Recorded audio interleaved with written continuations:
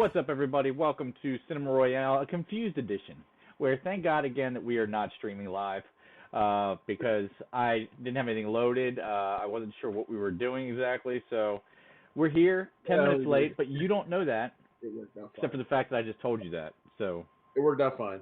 yeah. This is Cinema Royale at Royale. I am Travis Hobson. And it's John Nolan. We are the Punch Drunk Critics. That we are. Check out our website every day at punchdrunkcritics.com for reviews and the news that we deem worthy of posting about. So this week's show is going to be a little bit shorter. We only got a couple things to talk about.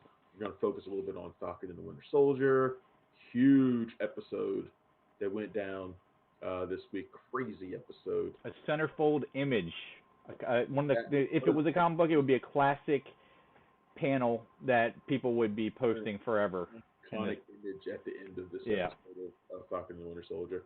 Also going to talk a little bit about what we just learned about the next episode that's coming out. So we're going to talk about that as well. So a couple of movies this week. Voyagers, which is a sci-fi film with Colin Farrell and a great young cast. Ty Sheridan, Lily Rose Depp, Isaac Hempstead Wright, Fionn Whitehead. She's great. She's great. Chantel, whatever her name is, can't remember from Roxanne. Shantae Davis.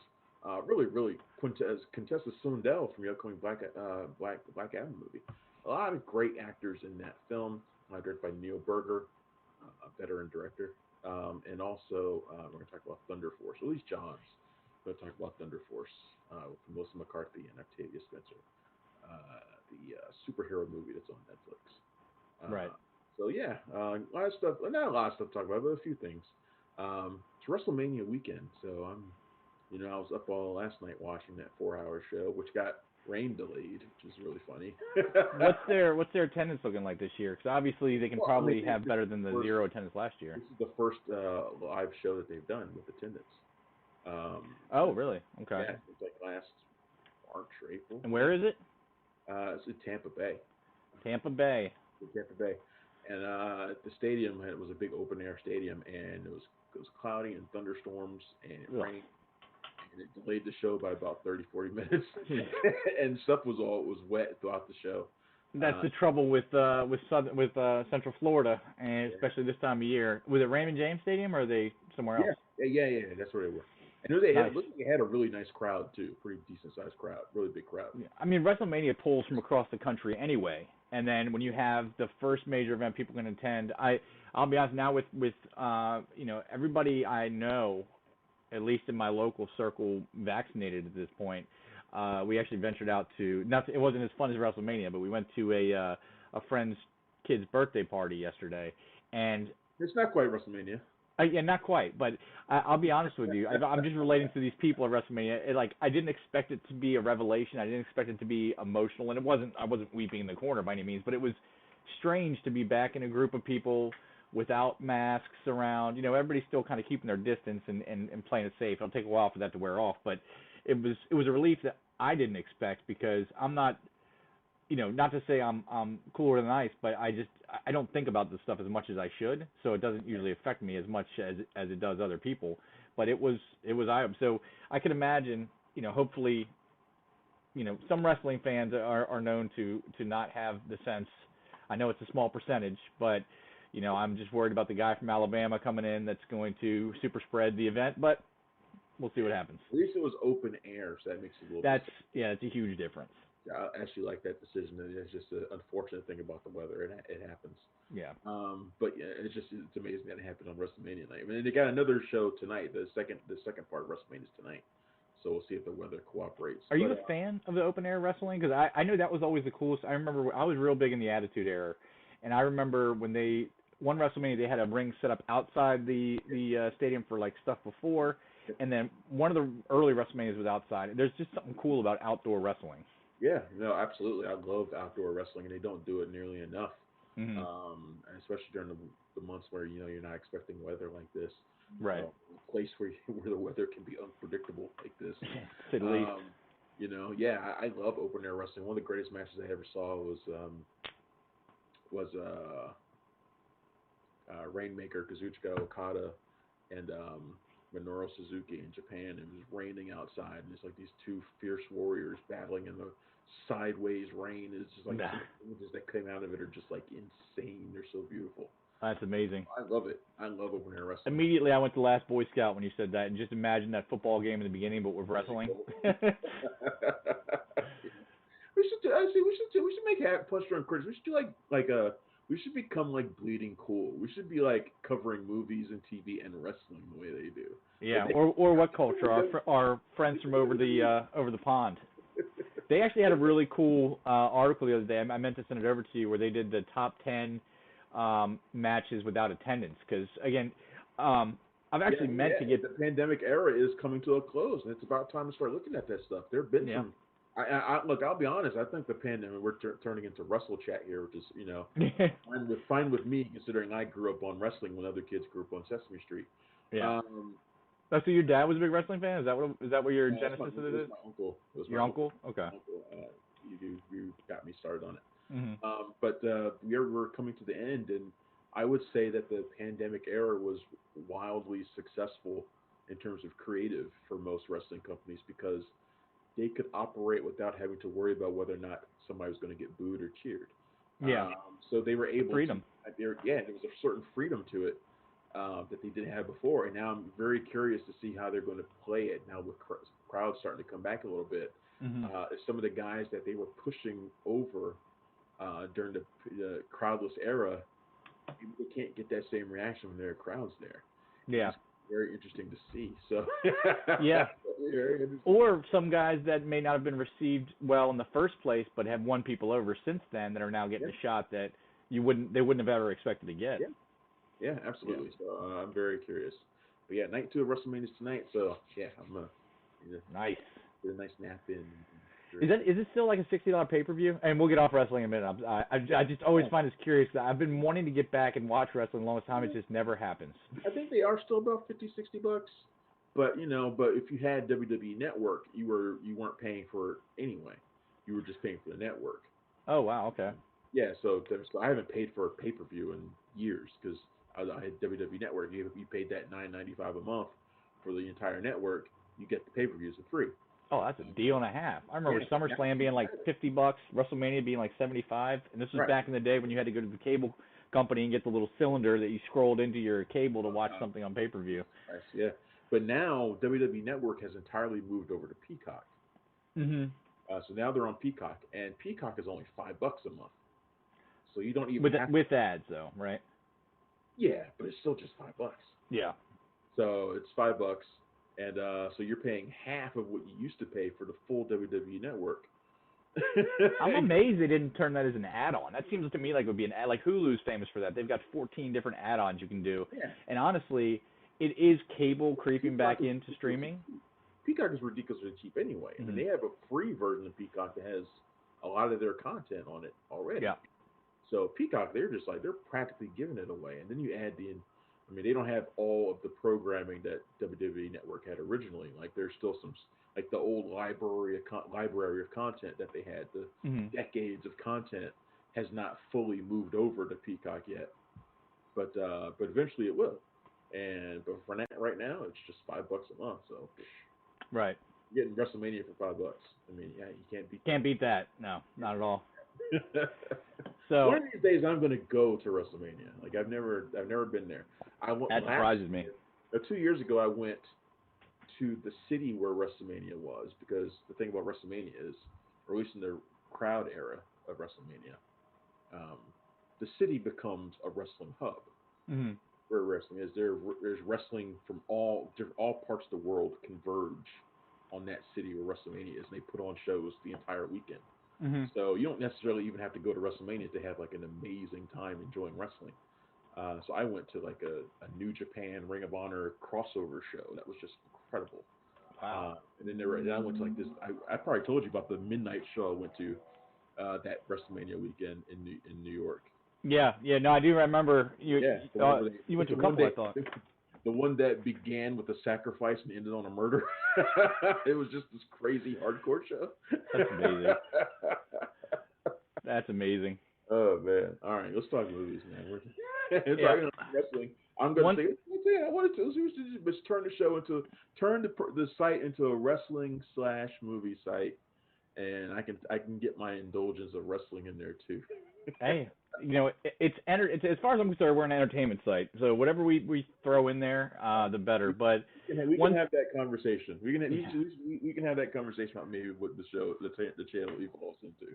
One thing we didn't have to pay $5 for, that you could have watched for free this weekend, was Melissa McCarthy and Octavia Spencer's new superhero movie, Thunder Force. Which now you didn't get a chance to see Thunder Force, right? No, he sent me a screener. I never got around to it. I'm gonna watch it at some point, but I've been reluctant. Reviews have been not great, and it's directed by her husband, Ben Falcone, and they've never done a good movie together. Yeah, wow. Have never made a good movie together, period. And they just did one. They just did Superintelligence a few months ago. Yep. And Superintelligence wasn't good either. I don't know what it is about them together that they can't make a good movie, but I need to see it for myself before I fully make that judgment. Well, you see this in a lot of couples where you want to be nice to each other, so you don't tell each other when something's bad. I would guess that has something to do with it. But before, just as a preface to this, head over to punchdrunkcritics.com and look for Cortland's review of Thunder Force. It's much more insightful than anything I'll give, and much more in depth. Now, I'm always okay with these kinds. This movie was fine. I mean, it was just as funny as any other Melissa McCarthy movie. I've never been her biggest fan. It has nothing to do with her being a woman or being, a plus size woman or anything like that. I just her voice kind of annoys me a little bit. That's the only way I can put it. Octavia Spencer I've always loved, and she's hit or miss with me when she's doing comedy. Now she does play the straight man in this odd couple duo where she's the brilliant scientist and Melissa McCarthy plays, shocker, the dumb friend who comes in and messes some things up, and then they become the Thunder Force. How do they get their powers? Well, because Octavia Spencer is a scientist, and Melissa McCarthy makes a mistake in the lab, and guess what? Now she's got powers, so then they all get powers, and then they're fighting. What's the dude's name? I always forget his name, and he's in frickin' everything. He's married to Rose Byrne, I think. Got a really cool name. What the hell is his name? Hold on. Yes, Bobby Cannavale. Yeah. I always thought it was Bobby Carnival for a long time, but Anyway, so he's a super intelligent also. All these movies seem to have a similar, any movies like this, they have similar casts. There's like a pot of 30 people that they pull from every time, and it's just. I mean, that's what happens when you get people who make a lot of movies together. They bring in the same. Yeah. They're bringing their friends, and Bobby Cannavale is clearly a friend of Melissa McCarthy and Ben Falcone, which is fine. Bobby Cannavale is a tremendous actor, so it's nothing wrong with that. I've never been against that. People always shit on Adam Sandler for that, and a lot of times people working together, chemistry is a big thing in casts. So if you've got a group of friends that works well together, bring them in. Just make sure it's not for a vacation, or do. I mean, if you're gonna put it on Netflix where we don't have to pay for it, that's fine. But anyway, so the movie's very predictable. It's very. I wish I could find another way to put it, but it's exactly what you think it's going to be. It's Melissa McCarthy being the doofy friend that means very well, Octavia Spencer being the successful friend that's trying to, support her friend and also go on with her life and do what's right. And in the midst of all that, you have them becoming superheroes. It's like a girls' trip or is it Girls Trip? Yeah, a Girls Trip or any one of those shows where you have the group of friends it's a group of friends and one friend where one's successful, and then you have the one friend from high school or childhood that's not. It's that exact dynamic. It runs that predictably throughout. McCarthy's. If you like Melissa McCarthy, I think you'll probably like the movie fine. My wife usually loves these movies. She got about 5/6 of the way through it, and she said, "Oh, I just laughed finally." And I tell you right now, my Angela is very lax on movies like this. She likes pretty much every movie that's out there. She doesn't have a bad thing to say. So take that for what you will. But she's not. How is this movie in the way it presents plus size superheroes. Are you just trying to put me in a place where I say something fucked up and I don't mean to? No, I think that's actually kind of the point of the movie. Yeah. I mean, the reason why this movie exists in a way is not just to be funny, but to present plus size superheroes because we've never seen that on the big screen. It does, so, but how is it in terms of presenting that? Well, first I'll say if you want information on that respect, if I wanted to set you up, I would say Melissa McCarthy or Millie Bobby Brown. That's what I would say to you. There's Melissa McCarthy because the other one's not legal, or somebody I'm interested in. Jesus Christ, this is going to be a thing, isn't it? This is what I said. This is what I said. If I wanted to get you, if I wanted to mess with you, that's what I would say. I was asking a real question. No, like I said at the beginning of this, if you want the insightful take on this movie, head over to our website, punchdrunkcritics.com, and check out Cortland's review. And she does tackle it from the perspective of, kind of a plus-size person watching superheroes with plus-size women. So she's taking it from that perspective. So the thing I can't determine, maybe this is saying that they didn't treat it well, or maybe this is saying I just don't understand, is Melissa McCarthy's comedy to me has always been like, I am sure that she would still be funny because she's creative and she's clever, but her comedy has always been circling around the fact that she's a plus-size woman, and that doesn't change in this movie. I mean, there's things like she puts her suit on and she can't get out of the car right, and then there's all these little jokes like this and that where they're almost poking fun at the plus-size. Physical comedy is her strength. Yeah, but physical comedy centering around her weight, it seems. Or at least I thought. I could be wrong. Again, I think there's definitely some dancing around that issue that she toys with on purpose. Yeah, and that's, use what you got to your advantage. I have no problem with that, but I don't think this is going to be. It seems more the simple fact that it's a comedy and not a more serious take on superheroes lends the fact to me that it's not trying to give plus size people a superhero to look up to. You know what I mean? It's not like Black Panther coming out for young African American men to see. That's not what this is at all. It plays a lot of fun at it. You really get strong ties about friendship and what matters is on the inside type stuff. But as far as putting plus size superheroes in a good light or showing what that experience is, I think it's more stereotypical than anything else. Okay. All right. Yeah. All right. This has been your white guy moment from punchdrunkcritics.com. Your skinny white guy moment. Your skinny white guy moment. There you go. Forgot that part. Skinny white male white. No, I said white guy, so that makes whatever. Not so skinny anymore. What's that? Not so skinny anymore. Oh, yeah. Well, this is going to get awkward. Now I'm going to start crying on the middle of the camera. Hey, I grew up a very large young man, so I still have dysmorphia issues from that. I've seen our old pictures. Yeah, well, when I was in my 20s, I was a little bit better shape. I should really, I won't, because I know what you'll do. You'll take it and use it as the thumbnail for every show. But if you saw any of my school pictures from like 5th to 9th grade, you know I might know what I'm talking about when I cover this.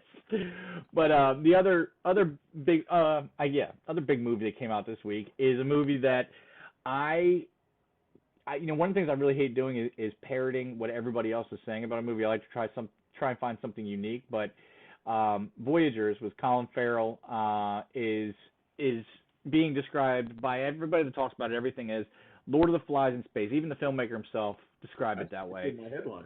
And there's a reason for that. It's the only way that you can. It's literally what it is. There's no other way to describe this film. Yeah, that's what it is. It's not. I don't think it's trying to hide that either, and I actually think that's one reason I like it. Is that it's not trying to hide that. Yeah, I don't think it's trying to hide it, but it's also. I don't know. You go ahead and get started. Let's go over the rest of the cast. You got Ty Sheridan, who's from Ready Player One, X-Men, First Class. No, X-Men. He's Cyclops in the newer X-Men. He's always the respectable guy, Ty Sheridan, in just about every movie that he's in. Yeah, and I've always really liked him. I thought he was great in Ready Player One. But, then you have the man with the best story. He's a actor that I think will be forever trapped playing this age of a person, of a character. How old is he? He seems like he's been this age forever. And I think it's probably, because Elijah Wood had this problem for a while too. I think it's actors who are more mature. He is 25, so. How old? 25. He's 25. but Yeah. he seems like he's been 25 for about 20 years. Yeah. What was that first movie that he did that really broke in? Scout's Guide to the Zombie Apocalypse was the first. Well, Mud was his first No, movie with Matthew it was McConaughey. Mud. Wasn't he in Joe also with Yep. Nicolas Cage? Yeah, he was Okay. in Joe and Mud right after one Yeah, another. and I think because those were two very mature films, Mm. and he played very mature characters in both, and I think they set a tone for him, and he's kind of been that character in just about every movie that he's done. Mm-hmm. He's been the respectable, mature, responsible guy in just about every movie, and he is in this too.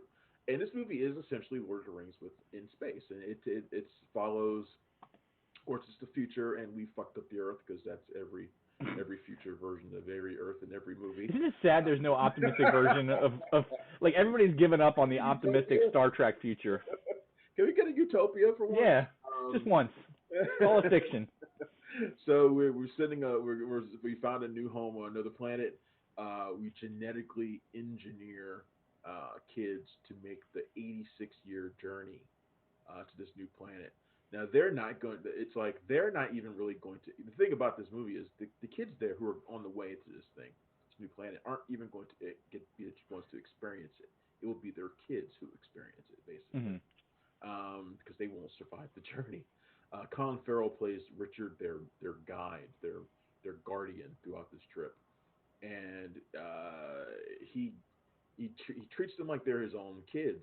He's a very selfless, caring sort of person. Although I think in the beginning you're kind of meant to be kind of curious about that. Yeah. He Whenever does, Colin Farrell's involved, you always get that feeling. yeah, and it's confirmed.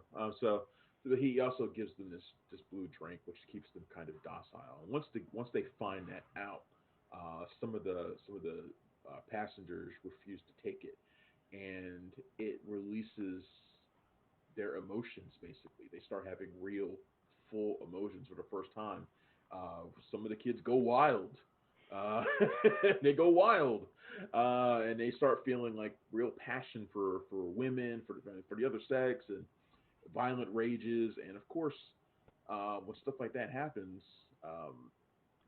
somebody starts to take control, Yeah. and battle lines are drawn. It's very Lord of the Flies, and of course, there's a tragedy that leaves the kids basically on their own. And at this point, yeah, battle lines are drawn. There's a side that lives in the moment basically, and then you got the other ones who are kind of the more respectable ones. So it's very Lord of the Flies. There's even a piggy moment in there. Yeah. And then there's all sorts of stuff going on here in this movie. But I like it because it is Lord of the Flies. I think that story. I was talking to a friend of mine, and I was like, in school, they not only made us read The Lord of the Flies, which is one of my favorite books. I still have it on my shelf. Not only made us read it, they showed us the original movie, and then they showed us like the 1980s 1990 remake version of it. Mm-hmm. They showed us every version of that movie possible. It's like we're gonna beat this into your head. This thing that's going on in this movie, this theme of you know of of humanity, like what happens with like man's natural urges and Yeah, it's how we learn of our base primal instincts, right? And yeah, and and and why we need sort of laws and why we need sort of civilization. yeah, it actually kind of makes sense nowadays too. There's a lot of toxic masculinity themes we're going through there too, and in this Mm. movie as well. If I have complaints about it, which I don't have too many complaints about it. I think it drags a little. I think it is needlessly toned down for a movie that is about uncontrollable urges. Mm-hmm. So the teasers really hint at like some of the salacious aspects of these kids running wild. I mean, you've got an entire ship full of hormonal youngsters and like Imagine middle school with MDMA or yeah, Molly. and like sex is very tame or only like alluded to maybe like in the movie, and you're like that feels counterintuitive considering what the movie's about. Right. And then I was thinking about Neil Berger, the director who makes this movie, and he makes these really um, he makes these really entertaining like mainstream movies. These movies that come close to crossing an edge but never really do. So he made like Limitless with Bradley Cooper. You know, a movie where he got expanded brain capacity, whatever, Yeah. or whatever. It's like The effects of that movie are still out there to this day. If you Google nootropics, there's actually millions of people that go out and buy all these little chemicals that they eat because they think it's going to give them those powers. I yeah. mean, who wouldn't want that? So it's like edgy, but like just edgy enough. And it's like so he also made like The Lucky Ones, which is one of my favorite military dramas. It's a really good, almost controversial film. He made the first Divergent movie, you know, which was The Illusionist. he made The Illusionist, which is pretty catchy. I kind of like that movie. Yeah, But but it was the lesser, and that's the thing. I think that's the thing with Neil Berger is his stuff. He seems like an insanely talented director who's always being held back by something, whether that's a studio or a person or what, I don't know. But like you have The Illusionist and The Prestige came out. They were the Armageddon and Deep Impact of their time. What put The Prestige above was not just Christopher Nolan's name because he was in the middle of the Nolanverse Batman stuff, but also The Illusionist. It felt more exactly what you're saying about this movie, more pulled back, more tame, more more tame. We'll go with that. Berger focuses really hard on being palatable, and I think that's a problem. Yeah. It's certainly a problem for this movie. Like I said, that felt very counterintuitive to me, and it kind of took me out of it a little bit. But I love the performances. I think there's something about Colin Farrell that as as much as we can like him as a bad boy, I think he's better when he does sensitive. Um, 100%. sensitive and vulnerable. I think Colin Farrell's even better. Like I love him in Bruges, but I really love him when he's like something where he's can show his sensitive side. I think he's really fantastic. It's funny you use that example because that's one of the ones I go to as the reason I like him as a sensitive guy is in Bruges. It shows the splitting dynamic of him. He does show that part too. He does show that part. What's the movie where he's only shown? I can't remember. He's only shown in flashbacks, and he's the father of the main character. I think it was based on. Oh, was it Saving Mr. Banks? Saving Mr. Banks was one. Yeah. Where that was a really good one. And even in last year's The Gentleman, where he's more of a tough guy, but he's wants to protect these kids. This seems like an extension of that. Yeah.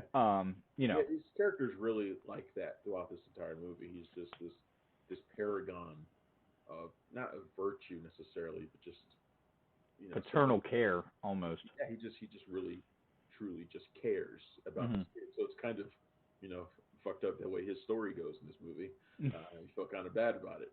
But yeah, I love the performance from him. I think Ty Sheridan is good, even though his character's sort of I don't know all the characters with the exception of Fionn Whitehead's who plays Zach, who is the bad guy of the movie basically. They're all kind of dialed down, and I think that's part of that is intentional. The rest of it I think is just the actors kind of underplaying it a little too much. But, yeah, well, I mean, and you do have a cast. Now they are a young who's who of Hollywood at this point. What did you think of Lily Rose Depp? This is her first real, like mainstream big role, I would say.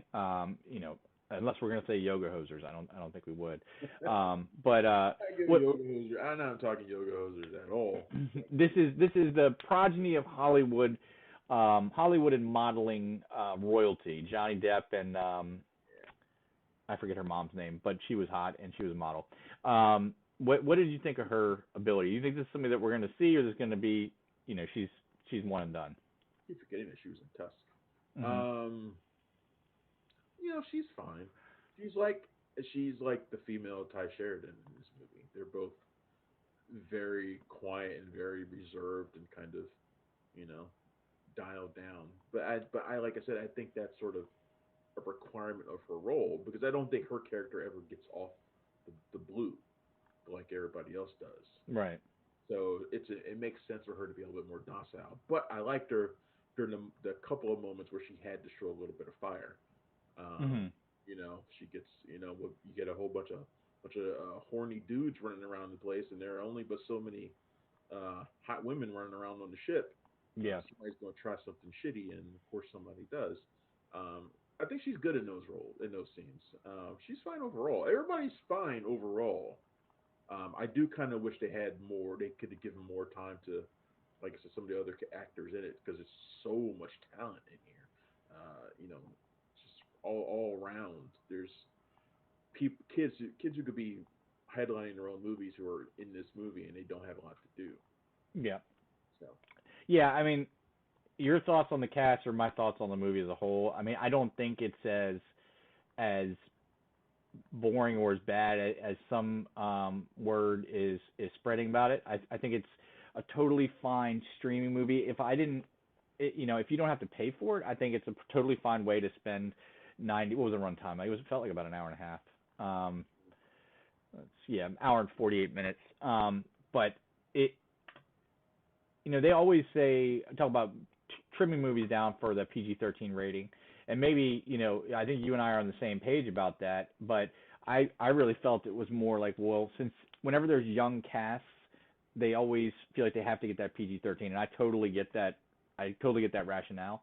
But and this did go to theaters, but I'm hoping we see less and less of that. And maybe I'm advocating for the corruption of the young, but as things go to streaming, rating goes out the window. You don't need it anymore.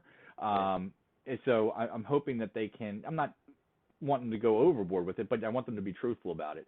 And if you're going to talk about something that's primal, something that's the base human nature, and I think there could have been a little bit more. Allegory might not be the right word to things that we're seeing now. It felt very, if we continue down this path, this is the future we're going to see. I think they were going for timeless. Yeah. I think they were going for timeless, so they didn't want to make it too much about right now. Yeah, well, I can see that. I mean, I don't. The thing is, I don't really have much to say about it, good or bad. I thought everything was fine. Colin Farrell was the highlight for me. He's somebody I even when people were hating Colin Farrell, I've always had a spot for him. SWAT was one of my favorite action movies of the first half of the 2000s. He's just been really good, and as his career has transitioned from young heartthrob to older fatherly figure, I think he's made that voyage really admirably, and he's shown that he's more than a pretty face and an action star. He's actually a really good actor. So what do you think is the movie that made that transition for him? There's a point where he was kind of, I would say, In Bruges was a start. That's where he started showing more of who he is, other than just kicking ass. Yeah, I guess. I always think about Phone Booth as like that moment where I was like, whatever happened to Colin Farrell? Why is he making Phone Booth? Mm-hmm. Did you not like Phone Booth? No, that's not the point. I mean, I like Phone Booth fine, but it was just but it was still kind of like Phone Booth. Yeah. It seemed like he was on a better trajectory than that, and then it's like all of a sudden he wasn't.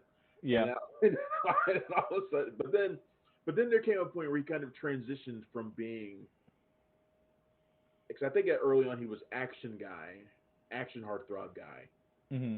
and then he went through a lull. It's funny if you look at his filmography. What year was that Total Recall remake? That was just recently. That movie's not as bad as I remember. I watched it on Stars or something the other day. 2012. But if you look at his filmography, it's actually kind of funny. It was 2012. Yeah. Oh, Lord. That's almost 10 years ago. But he starts out really good with movies like Tigerland, which I liked a lot. Minority Report, Heart's War, and then he hits Phone Booth. What year was Winter's whatever? Winter's Tale, 2014. That atrocious abortion of a film. Yeah, but he goes good, solid quality movie. I'm not gonna say hit, solid quality movie to crappy movie, and then back and forth. He doesn't have a lot of blockbusters, like blockbuster films. Like no, he doesn't have a lot of them. He's got a lot of quality performances and some decent films. Yeah, I mean he's got Minority Report, Heart's War, Phone Booth, and then SWAT, which is probably one of his best stretches as an action hero. And then he hits Daredevil and drops out. But then he gets The Recruit, which wasn't received well, but I thought it was good. And then he gets Intermission, and then he gets Alexander and drops down again. I remember Intermission because I bought it simply because he was in it. Yeah. And then he gets The New World, which knocks him down even further. And then Ask the Dust, a little bit further. And Miami Vice really. I mean, the late 2000s were a big problem for him, but In Bruges was really what started bringing him back. What year was In Bruges? 2008. Okay, yeah, I love the New World, so that's like the only Terrence Malick movie I like. Anyway, Yeah. all right, so that's This has been Colin Farrell Hour on Cinema Royale. I like. So yeah, I on like to the way that Colin Farrell's career has evolved. I really do. yeah. And he's really good in Voyagers. To me, he's the best reason to see it. Or if you're a fan of Lord of the Flies, I really do think it's good to see that movie in another kind of from another angle, Yeah. in another type of setting. If you love that story, I think it works. It's one of those stories that I think every generation gets their Lord of the Flies movie, and I think I'm not necessarily saying that this is it because it's a different kind of setting for it, but It's an archetypal movie, right? I mean, if you like Lord of the Flies, you might want to give this movie a try. it's not done often, and not as often as you'd think. It's not as often as like a boy meets girl story. I mean, the last one I can really think of was like Battle Royale, maybe. That could qualify. I'm not, I don't even think that really qualifies, but yeah. So we, our quick part of the show just went 40 minutes almost. So we're gonna jump over to. We spent 20 minutes talking about WrestleMania. So. Yeah, and then 20 minutes talking about Colin Farrell. So on to the big story of the week, and some news that I'll let Travis get to that just dropped recently. But the Falcon and the Winter Soldier, episode 4. I'm equal parts elated and depressed every Friday because we only get 6 episodes, and I've said it every single week, and I'll continue to say it every single week. This is my niche in the Marvel universe. This is the stuff that I love the most, and it just keeps getting better. John Walker really solidifies his villain status in this episode, I guess you could say. I mean, does he? That's not real. I mean, he does from a certain perspective. Right. But a villain, to be a villain, everyone else has to see you as a villain too. Right. Now, I imagine that the people in that particular part of the world who witnessed what he does at the end of this movie, they will see him as a villain. Yeah. But will the American government see him as a villain? The American people certainly will. I mean, we don't know that either. Because he was attacking a terrorist. Not all of American people, but he was attacking a terrorist who had just killed people. You don't think? I think the Trumpers are the only one that's going to see something like that with blood. I mean, honestly, think about it. If an American soldier goes, if there's a picture of an American soldier standing over the body of a terrorist of undescribed ethnicity with blood dripping from his bayonet, people want the bad guys to go away, but they don't want to see it done. And as soon as they do, that very different outlook on America, and I think that's what this they're going to explore a little bit, because I don't think he's going to be seen as a bad guy by the American people or the American government. And of course, there will be some, but there won't be all, and there will be a lot that you're going to tell me, like, if that image came out, like a similar image like that came out right now, that every single one of those people who stormed the Capitol would be cheering his ass. But that's a small percent. That's not a large percentage of the American population, I don't think. Okay, this is why I say that we come at it from different perspectives, and why I think Marvel is going to explore that, because that's what this whole series has been about. That. Well, here's the thing, though. There's people that storm the Capitol. This is my definition. Maybe that's where we change. The people who storm the Capitol are not Americans. They're traitors. They stormed the Capitol of our government and tried to overthrow our government for a single person, which is treason. They are not Americans. So that is a small percentage of the population. Most Americans, and I don't mean this in a degrading way, don't want to see the violence that needs to be done sometimes done. When you have that image of a bloody Captain America shield, that taints that image forever. Forever. Right. Like I said, it does to us. Yeah. But I don't think it does for everyone. Not for everyone. No, I'm certainly not saying that. I know there's probably, let's even put to 10 or 15% of the population will be like, yeah, kill those commie bastards or whatever. But that's what we're going to see. We're going to see a lot of that, because the people who think like that, a lot of them are in our government. So let's just put it this way. I'm not sold on the fact that he's necessarily going to be a bad guy after this, or at least we will see him as a bad guy, even if like others don't.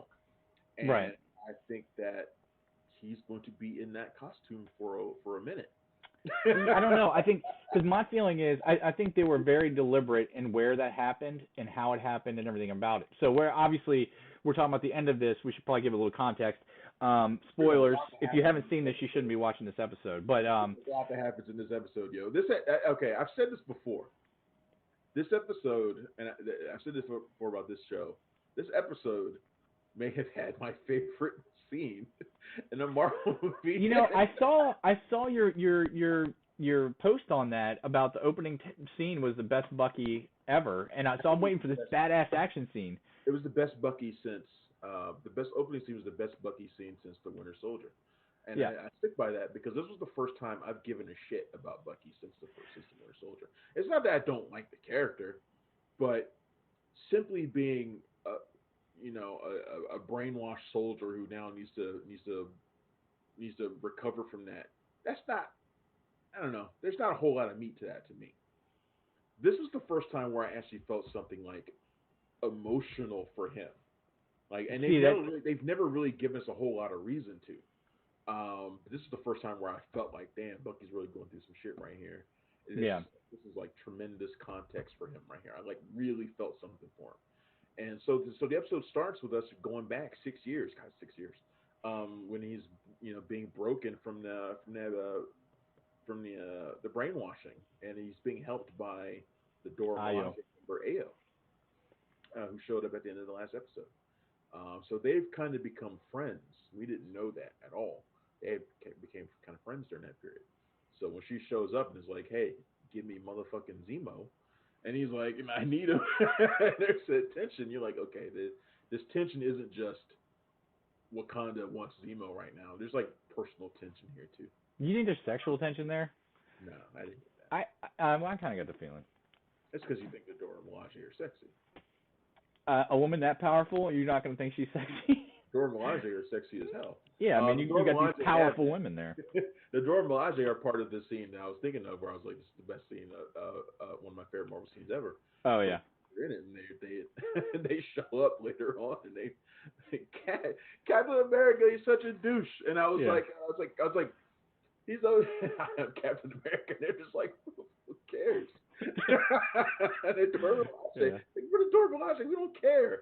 And he's like, you don't have any jurisdiction here. And they're like, sure, Dora Milaje have jurisdiction wherever they see fit. And there's like no contestant. The exact line was such a perfect comic book template line. I can't remember exactly what it was, but she was like, the Dora Milaje have jurisdiction wherever the Dora Milaje find themselves to be, or something like that. It was perfect. So perfect. And there's this one shot where Battlestar is like, he's over Cap's shoulder, and he kind of looks at it like you need to back off. Yeah, what the heck? He just kind of has this look on his face, and Cap, being the egotist and the jerk that he is, takes it too far. Can we say Walker? I don't want to say Cap's being an egotist. His hands on a Dora Milaje. That is that is about as forbidden as it gets. He puts his hands on a Dora Milaje, and he gets his ass whipped so bad. We talked about the disintegration of John Walker, and what's amazing to me, one of the things that I loved about this series so far, and I actually think I like this better than WandaVision, even though I loved WandaVision. The character development they're doing here, with the breadth of the characters and the development they're getting in these small pieces. I mean, the Dora Milaje fight, John Walker's development has been in short bursts, but they do it so well where you have Cap, and he's already expressed how he needs to live up to this, and he gets his ass whooped, and he just says, they weren't even super soldiers, which leads perfectly to him running into the serum later and developing why he would do that. Right. We talked about this when Cap first showed up in that very first episode. You and I both talked about it, and I was like, well, we were both like, well, how is he going to get to where we think he's going to go? And I was like, oh, there will be a series of disrespects that will send him down that path. And I remember saying that, and I was like, there will be a series of disrespectful moments that will send him down this rabbit hole. And that's certain of what's happened. Like every episode, like he has met disrespect everywhere he's gone. Even when he's just trying to do good, he's met disrespect the entire way. Right. And this was like the humiliation, the final humiliation for him. Basically, is getting his ass whipped by these women who just show up out of nowhere. He doesn't really respect their authority either. Mm-hmm. Yeah, he doesn't respect their personal boundaries either. He goes over there and thinking he's the man. And he gets his ass whipped, and he doesn't just get his ass whipped. He gets his ass whipped in humiliating fashion. Yeah, but at least he wasn't castrated like Bucky was. He gets trapped by his own shield, Stone Shield gets stuck. And then after the fight is over, after he's been thoroughly beaten and embarrassed, one of the Dora Milaje just kicks the shield up into her arm and is like, I can wield the shield just as well as you. You are not special. Even better almost, because she did a Steve Rogers moment with that. Steve Rogers did total Steve Rogers. It was like the final exclamation point on his humiliation. And it was so perfect. And I was like, wow. But at least he wasn't castrated like Bucky. I mean, the sense of treachery and betrayal in his eyes when Io comes up and she's like, beep, boop, beep, boop, boop, and then his arm falls off. And he's just like, oh. that was a great moment. That it seems so simple and obvious. Yeah. But you don't think you never would have thought about it, and then it's like, oh, that's great. And then Sam at the end, did you know they could do that? Nope. Nope, sure didn't. And Wakandans are smart. They're not going to give you something without a way to get around it. It makes you wonder what else the Wakandans could do. Like, could they turn him back into the Winter Soldier if they wanted to? Oh, I think to deconstruct something like that, you have to know to construct it in the first place. So I think, honestly, in the Marvel Universe, I don't think there's a single thing that Wakanda can't do. I think that's the amazing thing about comics. Yeah, that's the draw of Wakanda. They're like the Wakandans are like the nation version of Batman. Like the joke for Batman is Batman plus time equals invincibility, basically. If you give Batman enough time, he will figure out how to beat anyone and anything. And that's kind of like how Wakanda is. They seem to have something for everything, no matter what the situation is. I always think of Wakanda like Tony Stark to the world is this amazing genius, and Tony Stark and Wakanda might get into the advanced placement classes at Wakanda High School. Right. You know what I mean? Like when you have Shuri come up, who's 16, 17 years old or whatever in the movies, and she's basically deconstructing what took Bruce Banner and Tony Stark to make over years in a few hours with Vision. I mean, that sells it down. But Tony Stark and the people of Wakanda is Tony Stark took his brains and basically he focused it on weapons and defense. Mm-hmm. Wakandans took their brains. They're like weapons, defense, nation building, all sorts of different things, like everything. Right. Well, because you have 500 Tony Starks in Wakanda. Right. so like, that's why they're different than Tony Stark. It's just they're just thinking on a wider level than he is. So back to Walker. So there's a fight where you kind of get the feeling throughout that something really bad's going to happen, and during a fight with the Flag Smashers, Carly Morgenthau, the Flag Smashers lead, our second tier villain. Yeah. There's tons of character development in this. She has with Sam. Right. Yeah. And so she punches Battlestar, who hits a column and is dead. He's just gone. And that's what throws John Walker over the edge. He chases, as you can see right above us right now is the final scene. He chases one of the Flag Smashers out and just proceeds to murder him with the shield in front of full view of the public. I almost thought, I was not disappointed. I think the way they handled it was good because it showed more rage. But when he first cocked back with the shield, I would have put money on that he was going to just decapitate the dude and you see a head rolling down the stairs in front of everybody. Yeah. But he doesn't. You were like, oh yeah, this is still on Disney. So. Yeah, it's still Disney. But what he does is it's less gruesome but no less brutal. In the Snyder cut version of this, his head is rolling down the steps. Yeah, and when Bucky's arm falls off, it's got a middle finger sticking up. But he does that, hits him, and then he stands back, and the camera pulls back, and what you get is the most proper comic book panel that you'll ever get in a DC in a Marvel Disney Plus show that I can think of, where it's a long shot on John Walker standing, zoom up to him in the shield, and the bottom of the shield's covered in blood with people all standing around him horrified, and it's just a moment that says that really, if you had any doubts before as to that Steve Rogers was special, or that this guy couldn't fill Steve Rogers' shoes, that's where you know, because it's not what you can do, it's what you stop yourself from doing that makes you a hero. Imagine how this scene would have played out on the big screen in a movie. Like if you were in a crowd of people who never knew this scene was coming, and this scene played in the middle of the movie, you'd be like, oh. Pin drops. Just like the same thing with his introduction. Like if that was the final scene in Endgame, where here's the new Cap, people would have been screaming and yelling and throwing things at the screen. But Oh yeah. yeah, so John Walker's it's be really and of course one thing I've seen about these Disney Plus shows is they are bastards about where they stop episodes.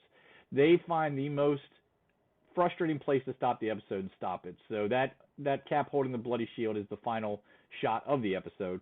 And we're missing a bunch of stuff throughout. One of the things I really wanted to touch on that we almost didn't is, the character development I'm talking about. I have been surprised the most by Zemo's development. I like Zemo. I kind of like him on the team. I mean, are you falling somewhere in that line or? Zemo's fantastic. Yeah. But Zemo's fantastic because he's the pest in the group. He's kind of like the Loki in the group. Yeah. When Loki is like forced to hang around like the Avengers types. Yeah. He's there helping, but he's kind of. But more so, like you kind of feel for him. Zemo is. I don't know if I feel for Zemo. I think he's more likable than Loki. Loki's more funny, but Zemo's more like everyday likable. Like he's so blunt with what he says and so calm with everything. And so, like, well, you expected me to do it, didn't you? I don't know.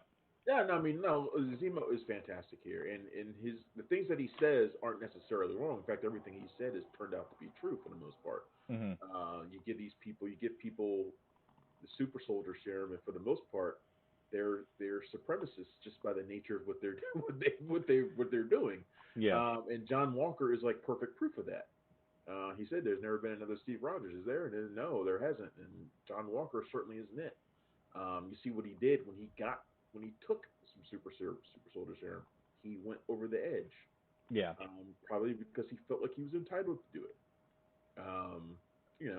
And there's a lot of that. There's a lot of the best Marvel heroes, the best heroes period are ones who operate in the shade of gray, and there's shades of gray everywhere. You see a lot of that in the conversation between Sam and Carly. Mm-hmm. Carly, leader of the Flag Smashers, in which they basically have the same viewpoint. I mean, they agree on everything with the exception of tactics. Right. Sam doesn't like the fact that she's killing people. She's being acting like a terrorist. But for the most part, they agree. They agree that these people need help. And stuff like that. He wants in a better circumstance. They will be working together. And there's a scene where one of the Flag Smashers is like talking to Carl, and he's like, "I never believed anybody else could be Captain America until I met you." Under different circumstances, she would be a great Captain America because she has the right idea, just not the right way of pulling it off. And she's like this she's like running in parallel with John Walker, who I think has good intentions, but is awful. And yeah. And he's just not. And it starts to look, when it comes to being somebody like Captain America, you have to be a symbol.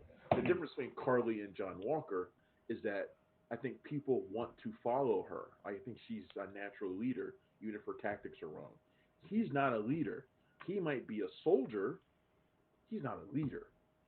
The only thing keeping Carly from being a perfect Captain America, and it's Cap's famous quote that was said by Sharon Carter in Civil War at Peggy's funeral is a little bit of in this episode. I know you're upset about that. Yeah, well, yeah, any Emily Van Camp is fine for me, but it's the standing up for your values no matter what everybody says around you. Plant yourself in the river of truth and all that. Look it up if you don't know it. I won't say the whole thing, but because Carly had the full right idea. She didn't want to blow up that hospital. Her guy that ended up getting killed by John Walker did, and she didn't have the strength to say no. To say this isn't right. Let's not do this. There's another way. So, she's learning on the way there, but she doesn't have it yet, and that's what's going to keep her from being there. I thought with only 2 episodes left, I thought the person at the other end of that shield at the end of the episode was going to be Carly.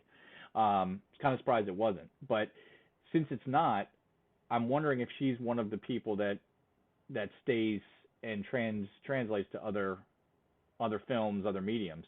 She is just about the right age to be a young Avenger. Yep.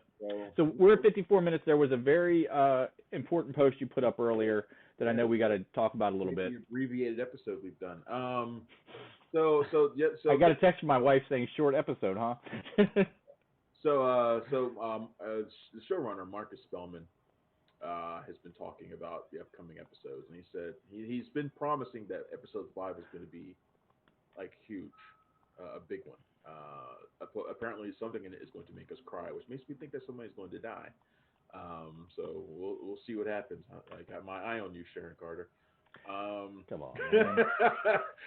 But he also promised that there's going to be a big cameo in episode 5, and this won't be like the WandaVision cameo that never happened. This won't be that. There's no tricks in this one, I don't think. So it's going to be a big cameo, and this is going to be a cameo of a character that has never been in the MCU before, that we've not seen before, and played by a well-known actor. So all that's a direct quote. None of that was like translated. Well, I mean, it's it's paraphrased, of course. I could go and pick and pull it up. Well, I mean, what I mean is he didn't say it wasn't like a full-on Paul Bettany. Like this is somebody that you've. So yeah, so that's what we've got. So that's what we've got. Ideas?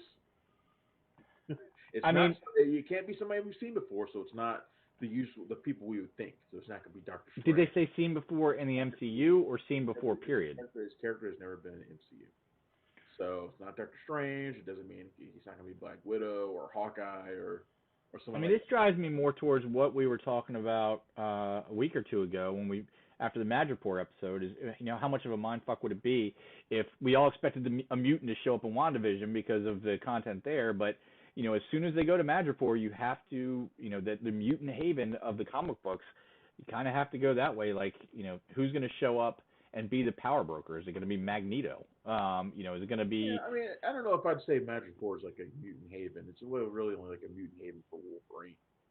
But if Wolverine showed up, okay, that'd be one thing. I'd be like, what? But could they keep something like that completely under wraps? If they went to Genosha, that'd be like, holy fuck. That'd be like, okay, yeah. But I don't know, man. I don't know what to think about it. I mean, in my post about it, I said, you're all thinking Wolverine because we were just in Madripoor, but it's probably not going to be him. I don't know. I don't know. Well, I don't know. They're ballsy to make these kind of because when you make a statement like that with comic book fans, especially as fervent as MCU fans, you really need to deliver on it, or else you're going to get. I'm surprised there wasn't more backlash against Paul Bettany for his whole cameo thing that he was talking about. He felt bad about it. Remember the post? Yeah, there was a lot, but I'm surprised there wasn't more because people, I'm surprised. People get death threats. I mean, Wyatt Russell's getting death threats about being John Walker. So, people way toxic when it comes to this stuff. Yeah, people are dumb. Yeah. That's the best way to put it. But do you have any guesses? I really don't. I mean, I could start listing names, but it wouldn't. I mean, I wouldn't even have any basis for them. I mean, see, the thing is, I honestly really don't think it'll be a mutant. You have to live up to it. So it can't. Yeah. It can't be Sasquatch from Alpha Flight. Right. Even though honestly, I'd probably go wild if Sasquatch from Alpha Flight showed up. But 99% of people have no idea who that is. So, you and the Canadians. But so I was like, I don't know.